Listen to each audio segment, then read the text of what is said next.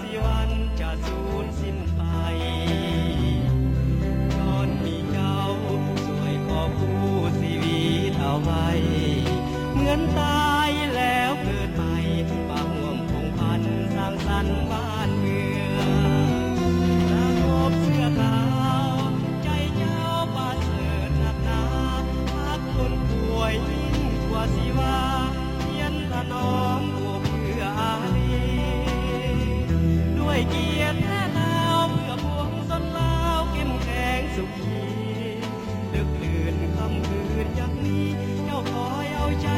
ดูแลพยาบาลยังมีรอยยิ้มหากแสนหวานว่าจะอ่อนซ้อนเคียงข้างเสมอ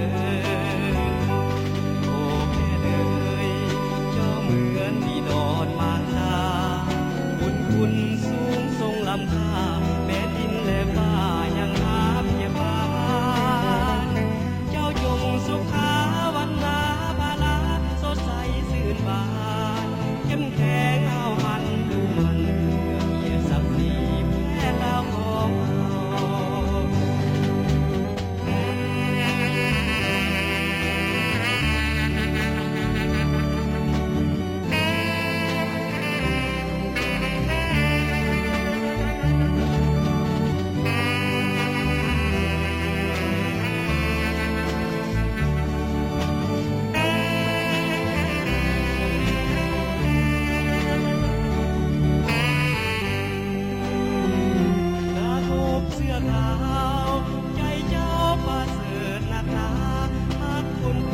ยิ่งกว่าสิว่าเพียนถนอมเพื่ออารีด้วยเกียรติแท้ลาวเพื่อพวงชนลาวเข้มแข็งสุขีดึกดื่นค่ำคืนจากนี้เจ้าคอยเอาใจดูแลพยาบาลยังมีรอยยิ้มหากแสนหวานว่าจะอ่อนซ้อนเคียงข้างเสมอโอ้แม่เอ๋ยเจ้าเหมือนที่ดอนมาบุญคุณสูงทรงล้ำค่าแดนดินและฟ้ายังหาเพียบานเจ้าจงสุขาวันนาภาลาสดใสสื่นบานเข้มแข็งเอาหันดูมันเพื่อเกียรติศักดิ์ศรีแผ่ลาวของเรา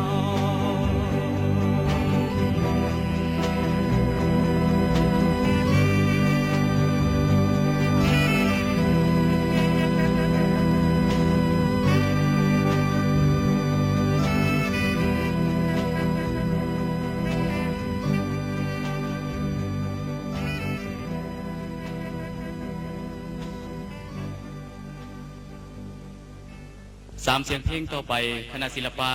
สมัครลิ้นดังกล่าวจะเสนอให้ท่านได้พบกับเสียงเพลงที่ให้มีชื่อว่าซาวนาใหม่เนื้อห้องทำนองและขับห้องโดยสหายสุนทรและเพลงที่สองให้มีชื่อว่าสามัคคีเนื้อห้องทำนองของสหายสิริจันทร์ขับห้องโดยสหายพงศวรรณ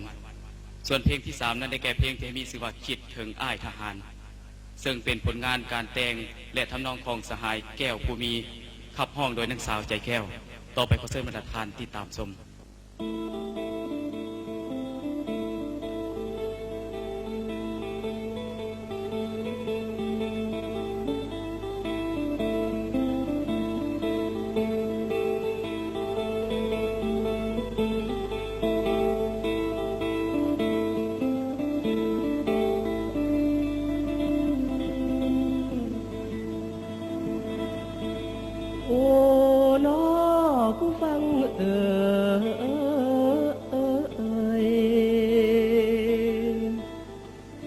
วันคืนหลังคะนึงโอโซกาเอ้ยเป็นตานายเศร้าให้เฮาเวียกต้มตอกกะต้มต้อยละผลใดผัดบ่สมเด้อละลุงโอ้ยละนา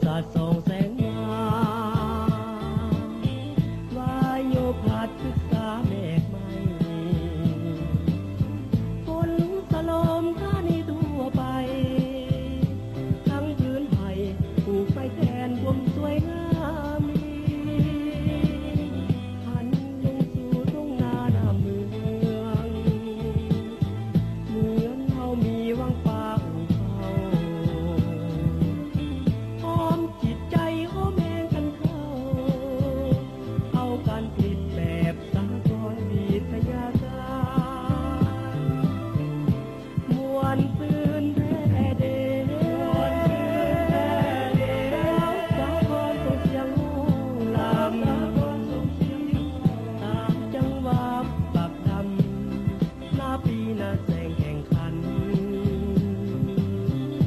เสียงจิกเสียงโป่งเสียงนกน้ำสอขบกันดังหัวใจสาวนาหันเต้นตึกตักตึกตักตึกตักเป็นบาดเดียวกันเพื่อความสุขสันต์ลูกหลานคงพันการทำนาต้องขยายเพิ่มเลี้ยงสัตว์ปลูกฝังหัตถกรรมส่งเสริมเพิ่มสัมพันธ์กรรมกรชาวนาเถิด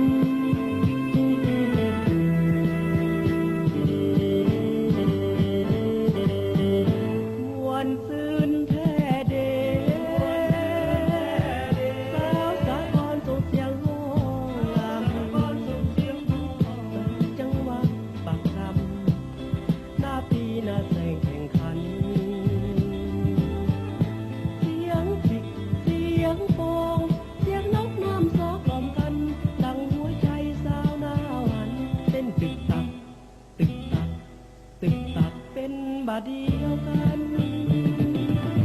เพื่อความสุขสันต์ลูกหลานคงพันการทำนาต้องขยายเพิ่มเลี้ยงสัตว์ปลูกฝังหัตถกรรมส่งเสริมเพิ่มสัมพันธ์กรรมกรชาวนาเถิดโอ้ยได้ละลุงจะมาได้เจ้ากับสาวนาน้อยใหญ่มาได้เจ้ากับสาวนาน้อยใหญ่สีวิไลบันไทยเอาสร้างเสริมกันให้มีก่อนหอมหวมกายใจให้มีก่อนหอมหวมกายใจเล่าจะใสคือดาวเล่าจะขาวคือเดือนก็แม่นพวกเขาละเพียงกาวเพียงกาวจะเพียงกาวเพียงกาวจะเพียงกาว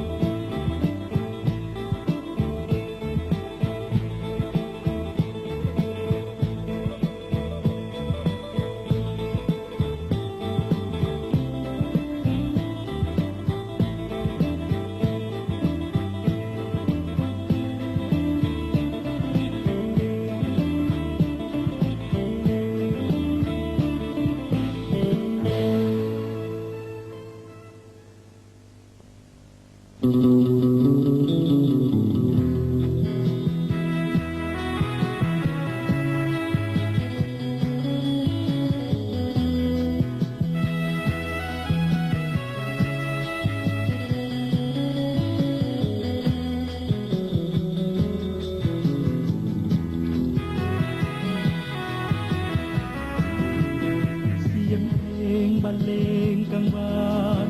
สุขสันต์เบิกบานสดใสเสียงเพลงกล่อมจิตใจเสียงเพลงกล่อมจิตใจปลุกใจสาวลาวให้เขาเดินทางตาม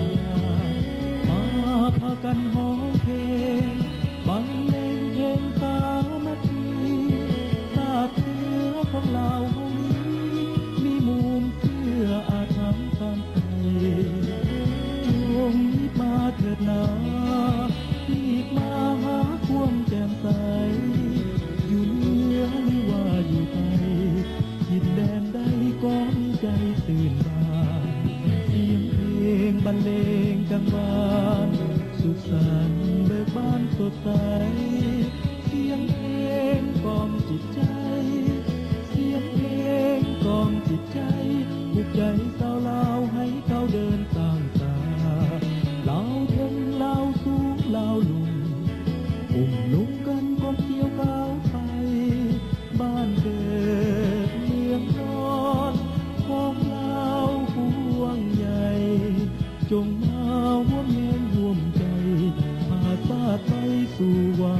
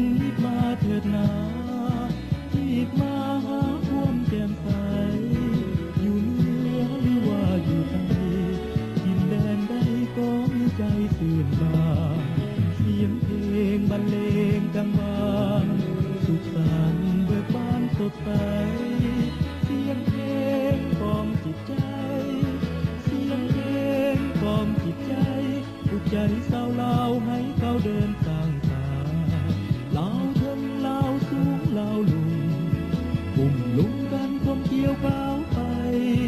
บ้านเกิดเมืองนอนของลาวพวงใหญ่จงมาร่วมเองร่วมใจพาตาไปสู่วัฒนาเสียงเพลงบรรเลงกังวานสุขสันต์เบิกบานสดใสเสียงเพลงกล่อมจิตใจเสียงเพลงกล่อมจิตใจปลุกใจสาวลาวให้ก้าวเดินทางสาปลุกใจสาวลาวให้ก้าวเดินทางสา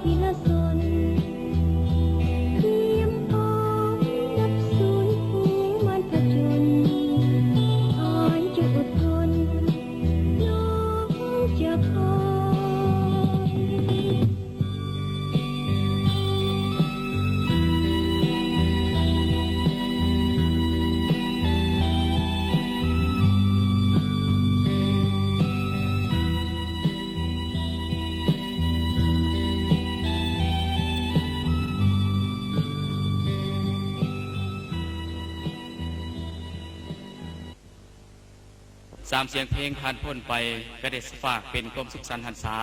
ให้กับบรรดาทานผ่านพ้นไปแล้วและในโอกาสนี้ทั้งหน่วยศิลปะนักดนตรีสมัครลิน ของกระทรวงสาธารณสุข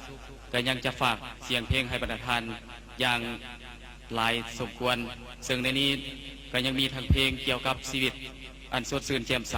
เกี่ยวกับชีวิตของสาวหนุ่มและการสร้างสรรค์ต่างๆ3เสียงเพลงในโอกาสต่อไปนี้จะให้ทานได้พบกับเพลงที่มีชื่อว่าสาวหนุ่มลาวอาจหารเนื้อห้องทำนองของสหายสิริจันทร์ขับห้องโดยมูไซและเพลงที่2ให้มีชื่อว่าเวียงจันทร์วันใหม่เนื้อห้องทำนองของนางสาวคำเพียรขับห้องโดยนางสาวสัมพันธ์และเพลงที่3ให้มีชื่อว่าน้ำใจแพทย์เด็กเนื้อห้องสหายบุญนัก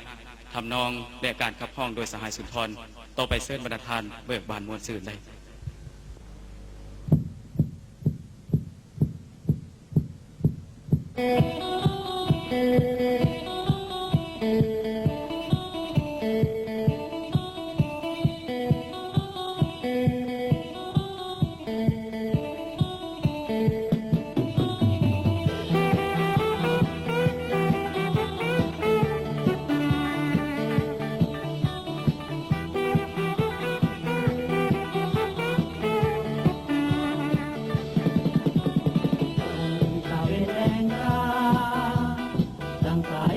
กว้างยาวไกล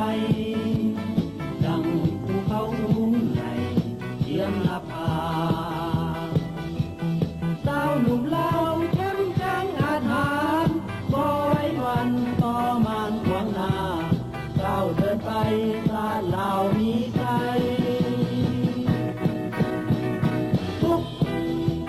ปุ๊บปุ๊บปุ๊บก้าวไปนักเพียงใดใจยังแข็งกล้ายากปานใดเอาผ่านผ่านสามัคคีผูกขาดเท้าไปประชายังคอยท่าเรือแห้งแผ่นดินยังคงคอยเอาสร้างแต่สาวหนุ่มลาวเข้มแข็งแกร่งกล้านำความสุขสันต์สู่พวงประสาทนำความสดใสสู่แดนมาดาดังสุริยาส่องฟ้าสีทอง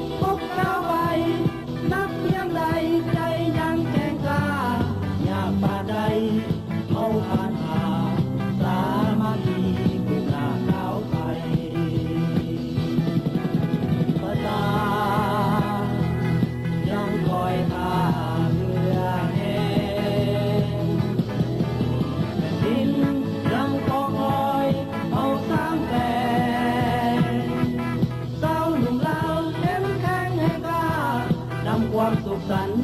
สู่พวงประสานำความสดใสสู่แดนมารดาดังสุริยาส่องฟ้าสีทองดังสุริยาส่องฟ้าสีทอง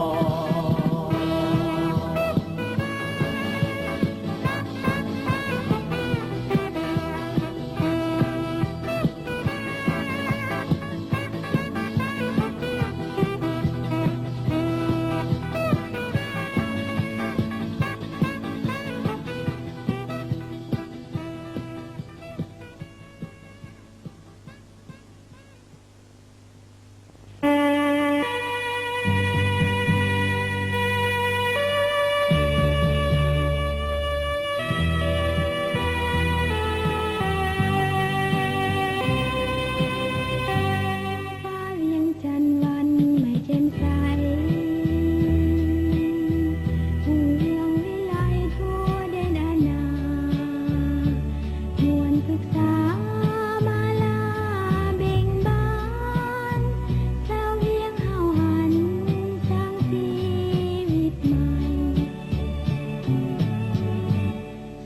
ะพ้องเสียงลำวีวอน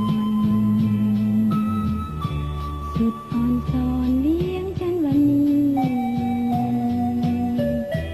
ป่าที่นี้ของสวยงามวัฒนธรรมสูงเด่นสดใสยามละตีสว่างไสวหัวนครยังแวววาวฟ้าดับสีดวงเดือนดวงดาวภาษาเฮา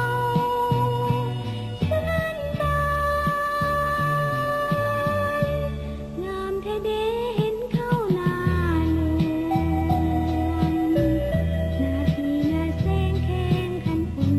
งานมีชนประทานหล่อเลี้ยงพืชพันธุ์โอเด่นสวรรค์เวียงจันทร์ของเมีย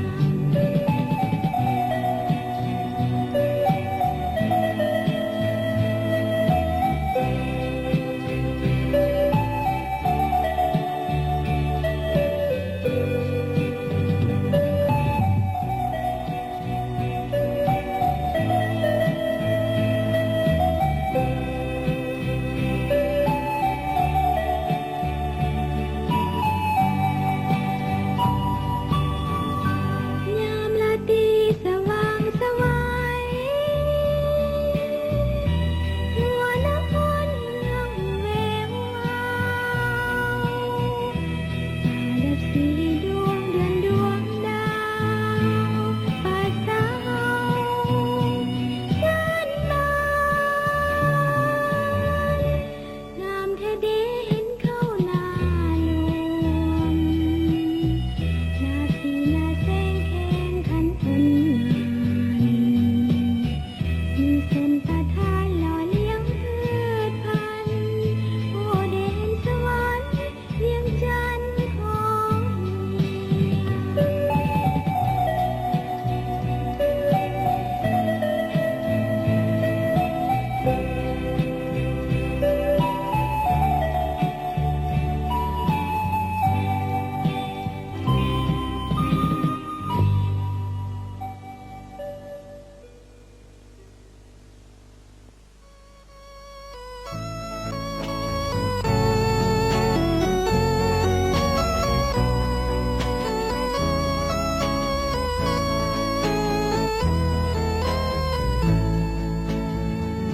เมีมีคู่ก้อนใหญ่ถือปัดไว้ด้วยแข่งผ้าพายจันทากระจายเปล่งแสงสีนวลขาวผ่องเหมือนดังเด็กถูกยุกยาโลกห่างหายดังดวงใจแพ้ดาวแจ่มใสต่อผลงานชื่นสมเบิกบานสีลมทั้งไหลสู่ห่างไกลไว้เยาว์สันใจเหมือนดวงขีดแผ่ทำลายเพื่อคุณต่อเด็กสันนั้น ดังแม่หักลูกบ่ยืดยางห่างสายสัมพันธ์ดังดวงจันทร์หักดวงดาราดังจำปาพินลาวนี้ก้าวขึ้นไปแม่ไทยเฮานี่อย่าได้ละลายผู้สิว่าสายโยไปคนงานเจ้าพ่อแม่เขายังอย่าลืมไปเจ้าคือน้ำทิพย์กลางใจของพวงสนลาวแทนใหม่อำเภอ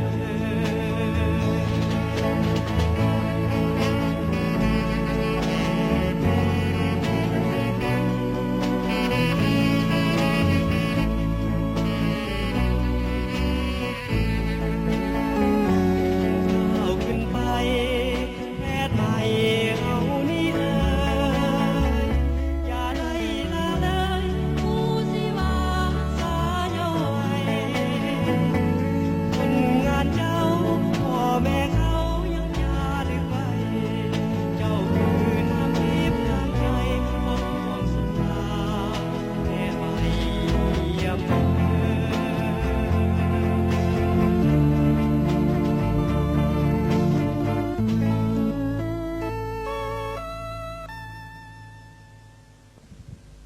ลายเสียงเพลงที่หน่วยศิลปะวรรณคดีสมัครลินกระทรวงสาธารณสุขฝากเป็นความมวลซื่นให้กับบรรดาทาน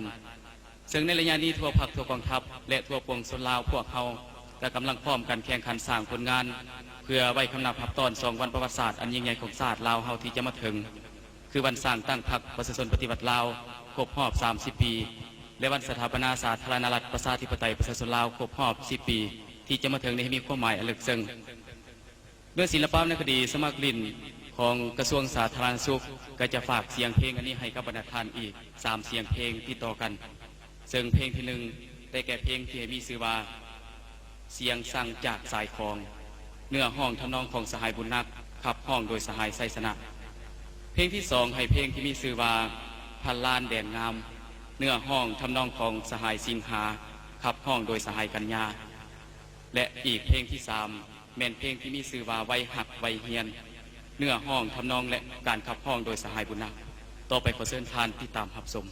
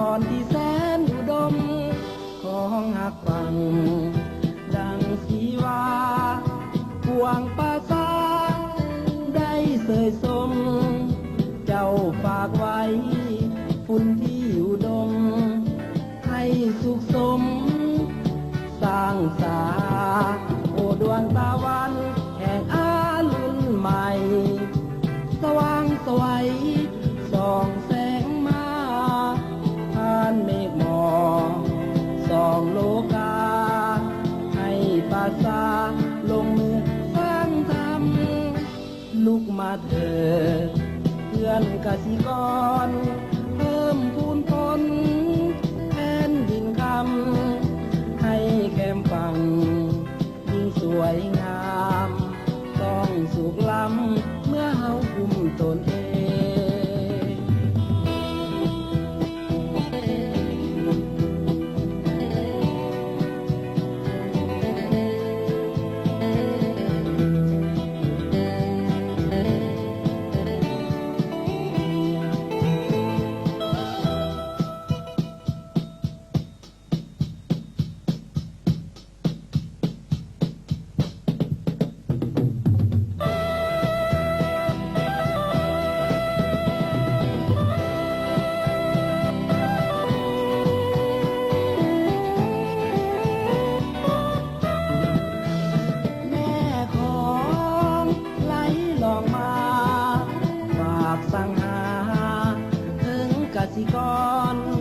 จงรีบมาอย่าอาวรณ์ฝากเรียบดอนตามคอนที่แสนอุดมของหักฟังดังสีวาหวังปาซาได้เสยสมเจ้าฝากไว้คุณที่อุดมให้สุขสมสร้างสรรค์โอ้ดวงตะวัน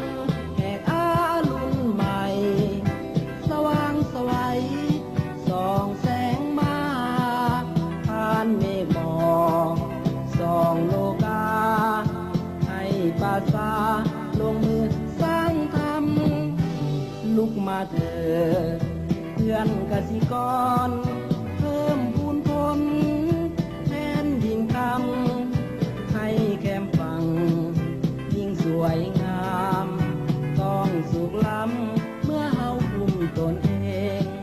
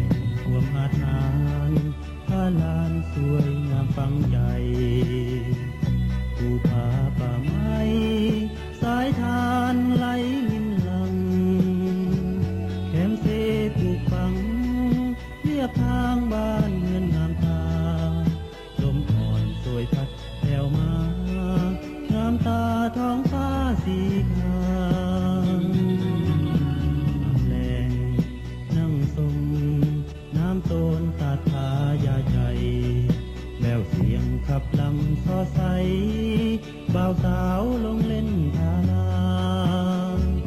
นั่งเรือลำน้อยล่องลอยใส่มองหาปลาสุขใจหนักหนาทินใดใสจะเปียปานโอ้พาลานพาลานผ่านทินของเฮาสายทางเล็กเก่าผ่านกายไม้พัฒนาสงครามทางหายโผยภัยหมดสิ้นแล้วนาบัดนี้ยุคใหม่สร้างสาพวงป่าสาซื่นสมใจสำซอยใสซองหน้ามองพวงงามข้ามไปลำเลียงสัญจรสบายทางไกลยังเสน่หาสมเสยน้ำใจพี่น้องพร้อมเพียงสร้างตาสูงส่งอาถรรพ์เก่งกล้าสมสื่อลือสาพาลานแดนงาม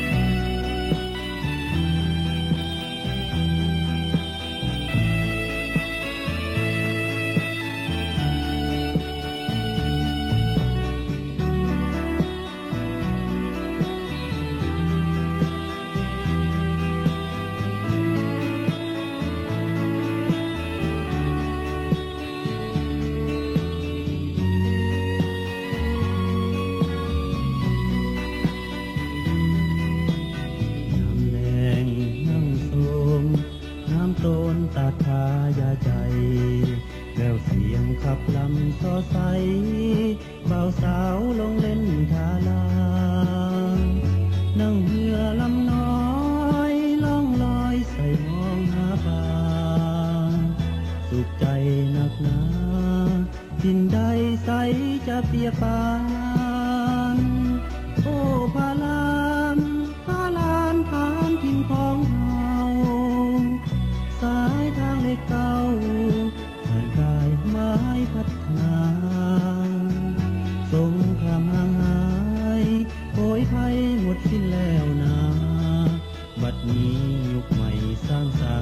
พวงป่าสาซื่นสมใจสำซอยใสซองหน้ามองผัวงามข้ามไปลำเลียงสัญจรสบายห่างไกลยังเสน่หาสมเสยน้ำใจพี่น้องพร้อมเพียงสร้างสา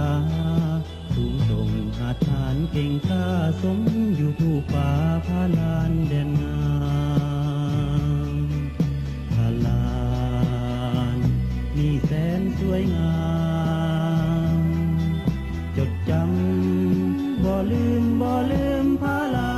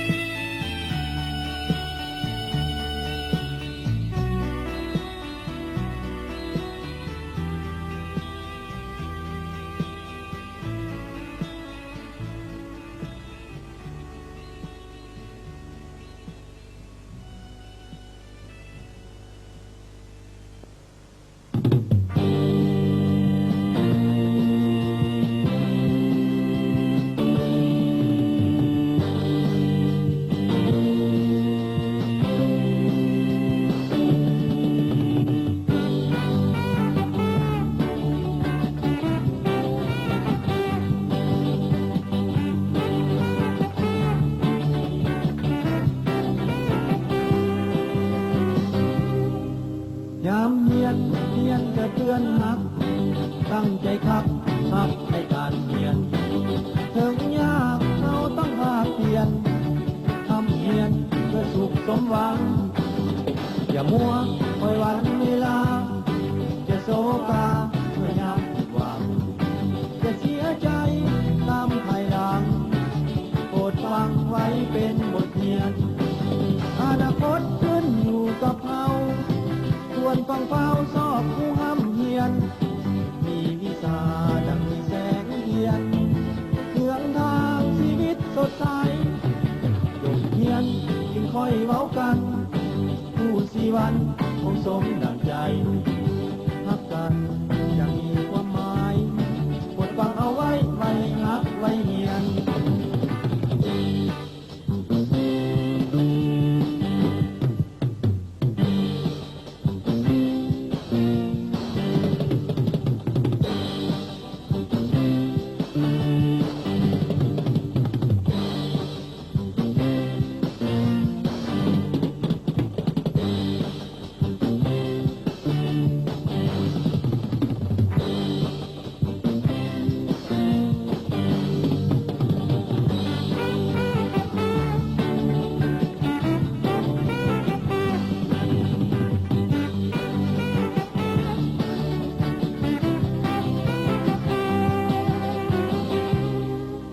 ยามเฮียนเกิดเพื่อนหักตั้งใจคักหักในการเฮียนถึงยากเราต้องภาคเพียร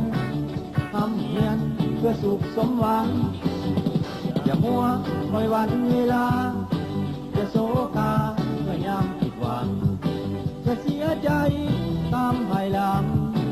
โปรดฟังไว้เป็นบทเรียนอนาคตขึ้นอยู่กับเราควรฟังเฝ้าสอบผู้ห้ำเฮียนมีวิชาดังมีแสงเทียนเรื่องทางชีวิตสดใสจบเพียนจึงค่อยเว้ากันผู้สีวันคงสมดังใจฮักกันยังมีความหมายบทฟังเอาไว้ใจฮักกันเฮียนบทฟังเอาไว้ไว้ฮักไว้เฮียน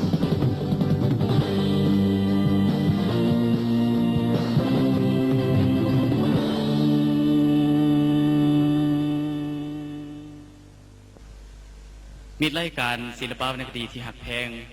ก็คือดังที่พวกเราได้หูจักว่าคณะศิลปะดังกล่าวฝากเสียงเพลงมวลซืนให้บรรดาท่านและในโอกาสต่อไปนี้จะให้ท่านได้พบอีก3เสียงเพลงซึ่งเพลงทับอิฐเนี่ยให้มีชื่อว่าจำพรเมืองงามเนื้อห้องทำนองของสหายบุญนักขับห้องโดยสหายสิริจันทร์เพลงที่2แม่นเพลงที่มีชื่อว่าบ้านเฮาเนื้อห้องทำนองของสหายแก้วภูมีและขับห้องโดยสหายแก้วภูมีเองส่วนเพลงที่3นั้นเป็นเพลงที่ให้มีชื่อว่าจากน้องเพื่อหน้าที่เพลงนี้เป็นการเนื้อห้องและทำนองของสหายกัญญาและสหายแก้วภูมีขับห้องโดยสหายกัญญาต่อไปขอเชิญทานเบิกบานมวลซืนกับเสียงเพลงได้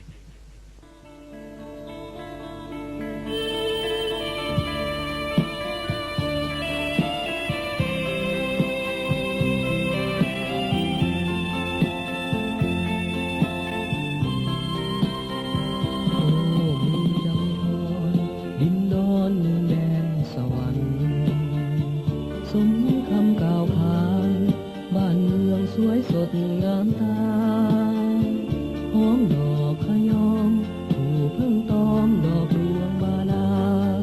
ห่วงเข้าโอนเอ็นไปมาอูเข้าอูปาดินแดนเมือง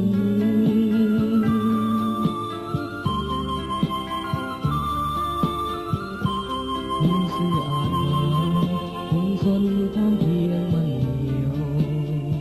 สู้สนเด็ดเดียวสร้างสาจำพรขาวไป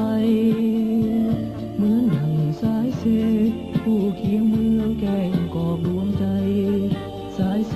บ่แห้งเหือดหายดังน้ำใจสาวเมืองมันคง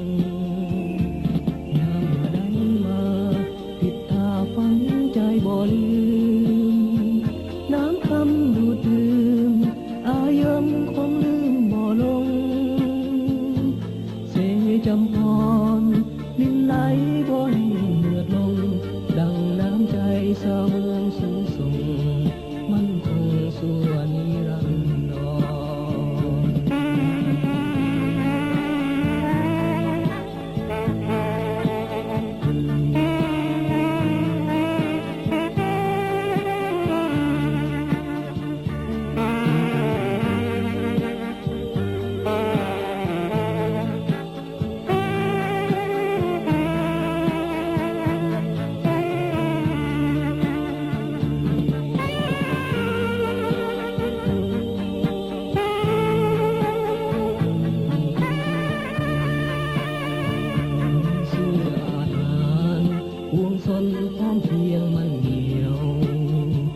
สู้สนเด็ดเดียว สร้างสาจำพรก้าวไป เหมือนดังสายเซผู้เคียงเมืองแกงกอกดวงใจ สายเซบ่แห้งเหือดหาย ดังน้ำใจสาวเมือง